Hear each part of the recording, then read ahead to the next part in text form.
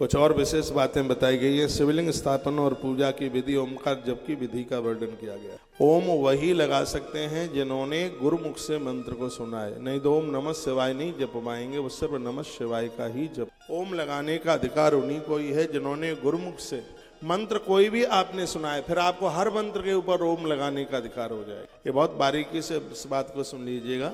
निगोड़ा व्यक्ति के लिए ओम नमः शिवाय है ही नहीं, ऐसा शिव पुराण में वर्णन है। वो खाली नमः शिवाय ही बोल पाएगा, ओम नमः शिवाय नहीं। इसलिए जीवन में गुरु की आवश्यकता होती है। ये मंत्र तो सुनिए, ये मंत्र बिल्कुल राइफल की गोली की तरह, राइफल बंदूक की गोली पड़ी है, उस पर लठ मारो, थपाड़ी मारो, पत्थर मारो, वो अपना प्रभाव नहीं गोली दिखाती। और जब उसको बंदूक की नली में रखकर हौर से दबा देते हैं तो गोली अपना काम कर देती है। जैसे बंदूक की नली के लिए गोली और मंत्र के लिए गुरुदेव की बोली, गुरुदेव की बोली भी बिल्कुल राइफल की गोली की तरह, गोली फिसल जाएगी लेकिन ये बोली नहीं फिसल सकती। और मंत्र सिद्ध हो जाता है जब उसको गुरुमुख से सुना जाता है। इसलिए गुरुजनों के सानिध्य में बड़ी शुद्धता के साथ गुरु लोग 5 बार दीक्षा देते हैं तो मंत्र का उच्चारण करवाते हैं, उसमें कहीं अशुद्धि न हो जाए, क्योंकि इसमें विसर्ग का भी यदि अंतर आ गया तो इसके परिणाम है वह अपने आप में बिल्कुल विपरीत हो जाएंगे। तो ओम लगाने का अधिकार उन्हीं को ही है।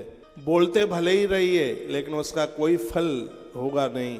गुरुमुख से मंत्र सुनने पर ही हम उसको ओम नमः शिवाय, किसी भी मंत्र के आगे ओम, तब ही उसमें हम लगा पाते हैं, पुण्य मिलता होगा। लेकिन जो संपूर्ण बात कही गई है, जो कहते हैं ना मंत्र की सिद्धि है, वो गुरु मुख से सुने बिना मंत्र में सिद्धि कभी आ ही नहीं सकती। इसलिए हमारे यहाँ एक गुरु और शिष्य की परंपरा अनादिकाल से बनाई गई है। तो अनुकूले शुभे काले पुण्य तीर्थे तटे तथा यतिष्ठम लिंग आरोप्यम यत्र स्नातिम अर्चनम। जब भी कभी नदी के किनारे आप स्नान करने को जाते हैं तो शिवलिंग अपने घर से लेके जाइए। ये प्रतिमाएं 2 प्रकार की होती हैं, चल चर और अचर।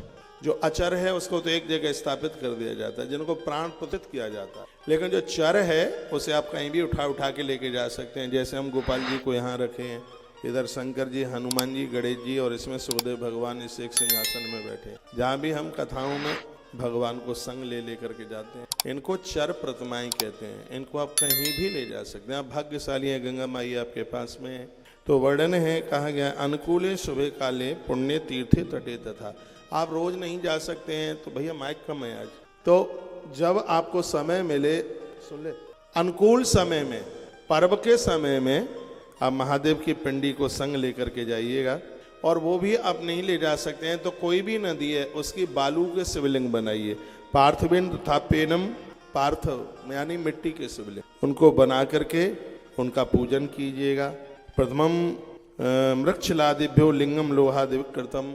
सबसे अद्भुत जो शिवलिंग हैं वो मिट्टी के ही शिवलिंग ज़्यादा प्रभावशाली है, बहुत ज़्यादा उनका प्रभाव है। फिर नीलम रक्तम च वैदूर्यम श्यामम मार्कतम, तथा ये कथा के पहले दिन में बोल रहा था नवरत्न के शिवलिंग भी बड़े प्रभावशाली है। लेकिन इनकी एक ही एक पिंडी आप अपने घर रख पाएंगे। ऐसे नर्मदेश्वर हैं जो एक से अनेक अपने घर रख सकते हैं। आप चांदी के रखते हैं, एक ही शिवलिंग रख पाएंगे, मूंगा के एक ही, नीलम के एक ही, मोती के एक ही, गोमेद के एक ही, हीरा का एक ही शिवलिंग आप रख पाएंगे। ऐसे बाणलिंग, बाणलिंग दूसरा नाम नर्मदेश्वर है इनका, इनको एक से अनेक अपने घर में